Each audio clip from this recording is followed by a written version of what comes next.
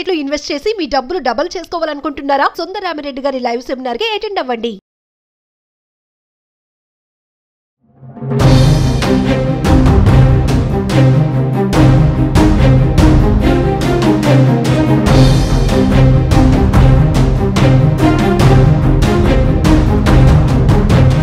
Hello నమస్తే, welcome to Suman TV. ప్రస్తుతం మనతో పాటు పర్సనాలిటీ డెవలప్మెంట్ కోచ్ రామ్ మెట్టు గారు ఉన్నారు. వీరితో ఈరోజు కొన్ని విషయాల గురించి మనం చర్చిద్దాం.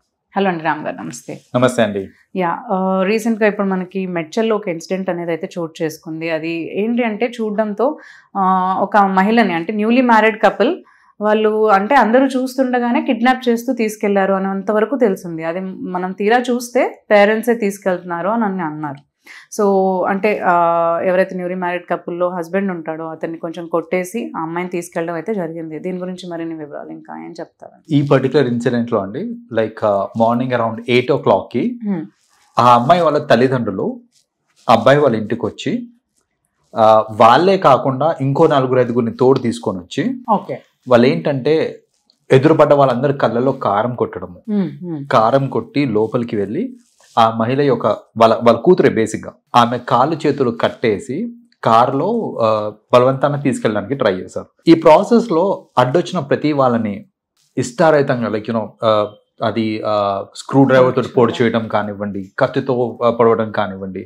సో అలా వాళ్ళు ఏంటంటే దాడి చేసుకుంటూ మళ్ళీ తీసుకెళ్ళింది ఎవరు అంటే వాళ్ళ తల్లిదండ్రులు మళ్ళీ. సో ఎందుకయ్యా అని చూస్తే బేసిక్ గా వాళ్ళది ప్రేమ వివాహం, లైక్ వాళ్ళిద్దరు లవ్ చేసుకున్నారు, లవ్ మ్యారేజ్ అది.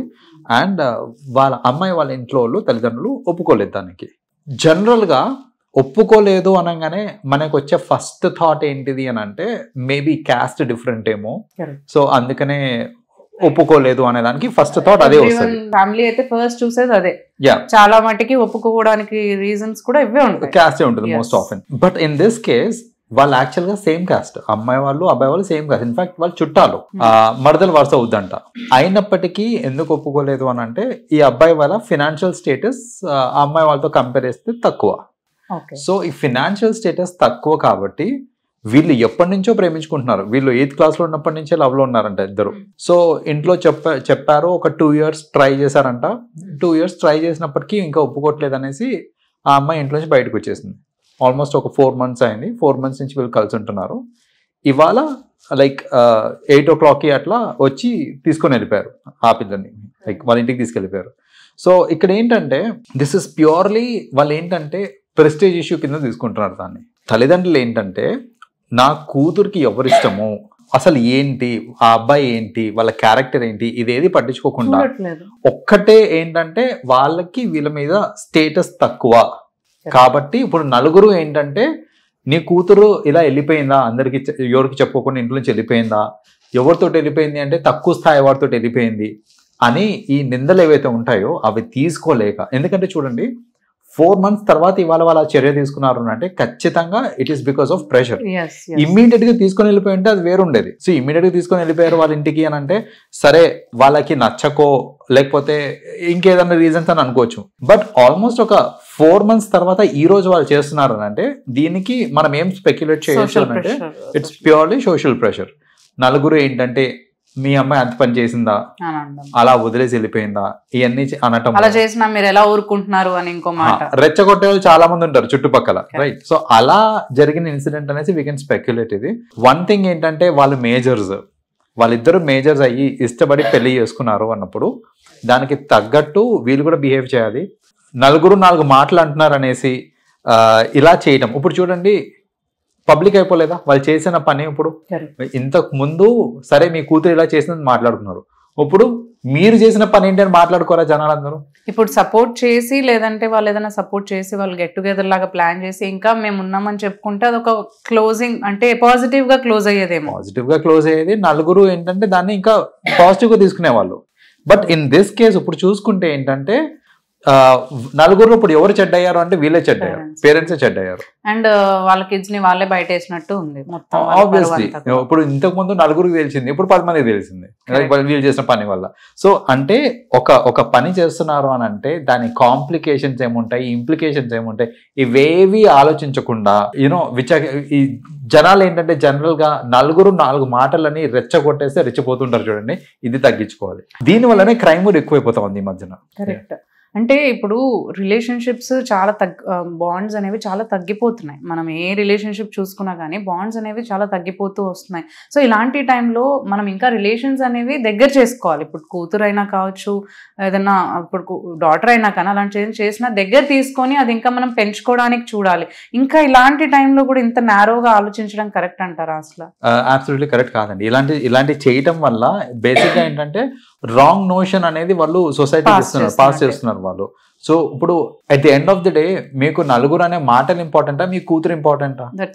ఇప్పుడు మీ కూతురు లైఫ్ అలా కొట్టుకుంటూ కూతుర్ని రోడ్డు మీద ఈడ్చుకుంటూ తీసుకెళ్తే అసలు కాపాడాల్సిన తండ్రే అలా చేస్తే, తల్లిదండ్రులు అలా చేస్తే ఇంకేంటంటే అంటే వాళ్ళు ప్రేమ కొద్ది చేసినట్టు ఎక్కడ కనిపించలేదు. ఇది నాకు నిజంగా పరువు కోసం చేస్తున్నట్టే తెలుస్తుంది. ప్రేమ కొద్ది చేస్తే తీసుకొని మాట్లాడడం ఏదో ఉంటది, అట్లా హర్ట్ చేసి అయితే తీసుకురారు. అదే కదా. ఇప్పుడు నిజంగానే నా కూతురు భవిష్యత్తు కోసమో లేదా మంచోడిని చూసి పెళ్లి చేయడము ఇవన్నీ అనుకుంటే అసలు ఇంత లేట్గా అయ్యేది కాదు, 4 months తర్వాత అయ్యేది కాదు. ఇది ఖచ్చితంగా నలుగురు చెప్పిన మాటలు పడలేక దీంతో రోషంతో తీసుకున్న డెసిషన్ ఇది. సో ఇలాంటి కేసెస్ ఏమన్నా వస్తే how should they take up అంటే ఎలా హ్యాండిల్ చేయాలంటారు? ఒకవేళ కిడ్స్ ఎవరన్నా ఇలా ప్రపోజల్స్ తీసుకొస్తే ఎలా హ్యాండిల్ చేయాలో కూడా తెలియని వాళ్ళు కొంతమంది ఉంటారు. ఇప్పుడు మీరు అన్నట్టు సోషల్ ప్రెషర్ కొంచెం ఉంటుంది, ఇంకా వాళ్ళకి కూతురు మీద కూడా ప్రేమ ఉంటుంది, వదులుకోలేరు. సో ఎలా చేయొచ్చు అంటారు అసలు? ఒకటండి, జనరల్ గా ఈ మధ్యన లవ్ మ్యారేజెస్ ఎక్కువైపోతున్నాయి, రైట్? సో పిల్లలు పేరెంట్స్ దగ్గరికి ఒక ప్రపోజల్ తీసుకెళ్ళినప్పుడు దాన్ని ఒక నెగటివ్ ఫినామినా కింద చూడొద్దు. అంటే అట్లా ఎలా తీసుకొస్తావు అంటే ఆ ప్రపోజల్ తీసుకురాగానే చాలా మంది ఏంటంటే ఫస్ట్ హేట్రెడ్ పెంచేసుకుంటారు. నీకెంత ధైర్యం నా ముందే చెప్తున్నావా, లేకపోతే ఎంత పని చేసావే నువ్వు అనేసి ఇలాంటి మాటలు మాట్లాడుతూ ఉంటారు కిడ్స్ తోటి. That is something which is not correct. ఏంటంటే ప్రపోజల్ తీసుకొని వచ్చినప్పుడు at the end of the day అది వాళ్ళ చాయిస్. మీరు ఇమ్మీడియట్ గా దాన్ని రివోల్ట్ అయిపోయి దాన్ని మీరు నెగటివ్ ఫినామినా కింద క్రియేట్ చేసేసి గొడవ పెట్టేసుకున్నారు అనుకోండి, వాళ్ళు కూడా దానికి తగ్గట్టు మొండిగా ఇదైపోతారు, చేస్తారు, మొండిగా చేస్తారు వాళ్ళు. అలా కాకుండా ఒక ప్రపోజల్ తెచ్చినప్పుడు దాన్ని ఒక ఓపెన్ మైండ్ తోటి ఆలోచించండి. ఈ పర్టికులర్ మ్యాచ్ వర్కౌట్ అవుతుందా కాదా, సూట్ అవుతుందా కాదా, మన ఫ్యామిలీకి కానివ్వండి, మన పాపకి కానివ్వండి, లేకపోతే బాబుకి ఎవరికైనా సరే ఈ పర్టికులర్ మ్యాచ్ సూట్ అవుతుందా కాదా. సూట్ అవుతుంది అన్నప్పుడు పేరెంట్స్ కొంచెం కాంప్రమైజ్ కావాలి చిన్న చిన్న విషయాలలో, లైక్ అది క్యాస్ట్ అవ్వచ్చు, లేకపోతే ఇంకేదైనా కావచ్చు, రైట్?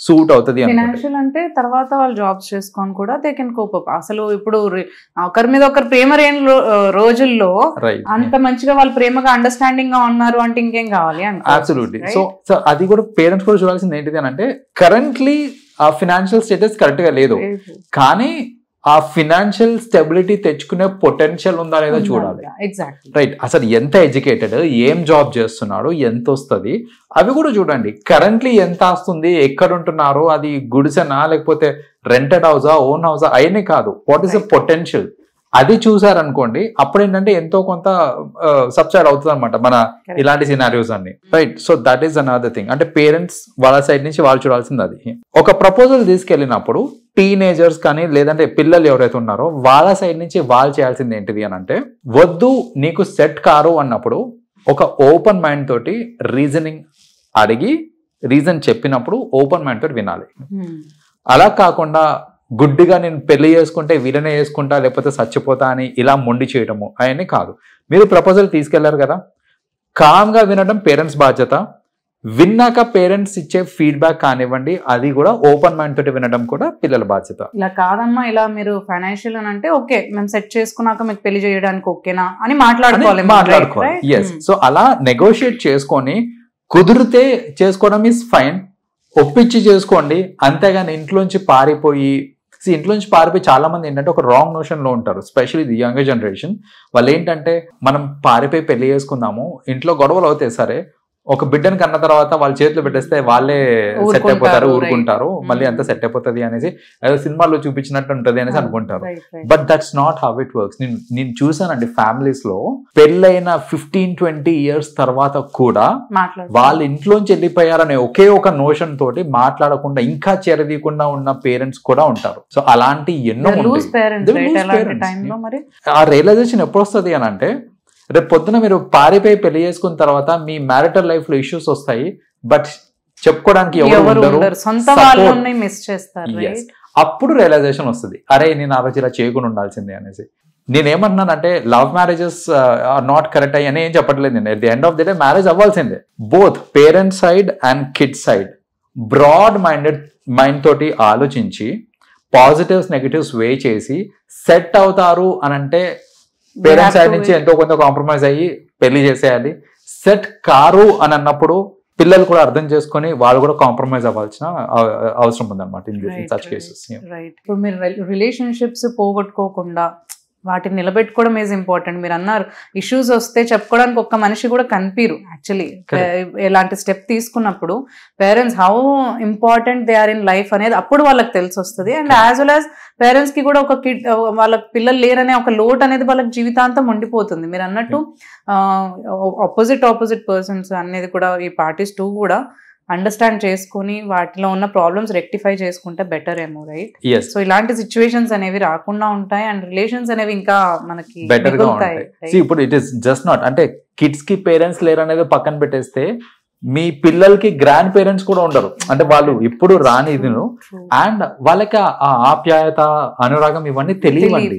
సో ఓన్లీ ఆ గ్రాండ్ పేరెంట్స్ తోటి చనువుగా ఉండి వాళ్ళు మనతోటి కరెక్ట్ గా ఉంటేనే వాళ్ళకి అసలు ఈ ఫ్యామిలీ బాండ్ అంటే ఏంటో పిల్లలకి తెలుస్తుంది. ఈ గ్రాండ్ పేరెంట్స్ తోటి సపరేట్ గా ఉండి దూరం ఉండి లేకపోతే మాట్లాడకుండా ఉండడం ఇలాంటి అప్పుడే ఏంటంటే కిడ్స్ కి కూడా ఆ వాల్యూస్ తెలియవు. విత్ ఇన్ ది ఫ్యామిలీస్ ఉండే వాల్యూస్ కానీ రిలేషన్షిప్స్ కానీ వాటి యొక్క విలువ ఇవేవి కూడా తెలియవు. అండ్ గ్రాండ్ పేరెంట్స్ ఒకటే కాదు, ఎప్పుడైతే పేరెంట్స్ ఉంటారో అటు సైడ్ ఉన్న రిలేషన్స్ అన్ని కూడా వీళ్ళకి అటాచ్ ఉంటాయి కదా. కరెక్ట్. సో ఆ రిలేషన్స్ మీరు అన్నట్టు అవేవి కూడా తెలియకుండా పెరుగుతూ ఉంటారు. వాళ్ళు ఒక స్టేజ్ లో ఒక్కరే ఒంటరిగా పెరగడం, లేదంటే ఫ్రెండ్స్ తో ఉండడం, వాళ్ళు డిఫరెంట్ కైండ్ ఆఫ్ సర్కిల్ అనేది బిల్డ్ చేసుకుంటూ ఉంటారు. కరెక్ట్. అలాంటి కిడ్స్ కి కూడా ఏంటంటే ఫ్యూచర్ లో ప్రాబ్లమ్స్ అవుతూ ఉంటాయి. లైక్ ఎంప్లాయ్మెంట్ అప్పుడు కానివ్వండి, ఎప్పుడన్నా కానివ్వండి, నలుగురితో కలిసి ఉండాలి అని అంటే దే నాట్ ఏబుల్ టు, వాళ్ళకి కంఫర్టబుల్ గా ఉండదు. సో వాళ్ళు దే ప్రిఫర్ బీయింగ్ అలోన్. నలుగురితో వచ్చారు అంటే అది ఒక ఫోబియా లాగా అయిపోయి వాళ్ళు ఏంటంటే చిన్నతనంగా అనిపించి లేదా అన్కంఫర్టబుల్ ఫీలింగ్ వచ్చేస్తా ఉంటుంది అనమాట. సో ఇలాంటి అన్ని ఏంటంటే నెగటివ్ కాన్సిక్వెన్సెస్ వీటన్నిటికీ. సో అది ఏంటంటే that is the reason what I says like ఒక మ్యారేజ్ చేసుకునేటప్పుడు బోత్ సైడ్స్ పేరెంట్స్ కూడా అర్థం చేసుకోవాలి. ఈ కేసులో చూసుకుంటే కనుక పేరెంట్స్ మరీ క్రూయల్ గా బిహేవ్ చేశారు. కిడ్స్ వాళ్ళు చేసిన తప్పు ఏంటంటే ఒప్పించి ఇంకా కొంచెం టైం తీసుకొని ఒప్పించి పెళ్లి చేసుకొని ఉంటే బాగుండు, బట్ ఒప్పించి పెళ్లి చేసుకోకుండా అలా బయటకు వచ్చేయడం ఇంట్లోంచి అనే తప్పు కిడ్స్ చేశారు. పేరెంట్స్ చేసిన తప్పు అందరికి తెలిసిందే. సో ఇది కొంచెం ముందుకెళ్ళి వాళ్ళు మంచిగా సాల్వ్ చేసుకునేలాగా చూద్దాం. థ్యాంక్స్ అండి. థ్యాంక్స్ రామ్ గారు coming to the studio. Welcome అండి.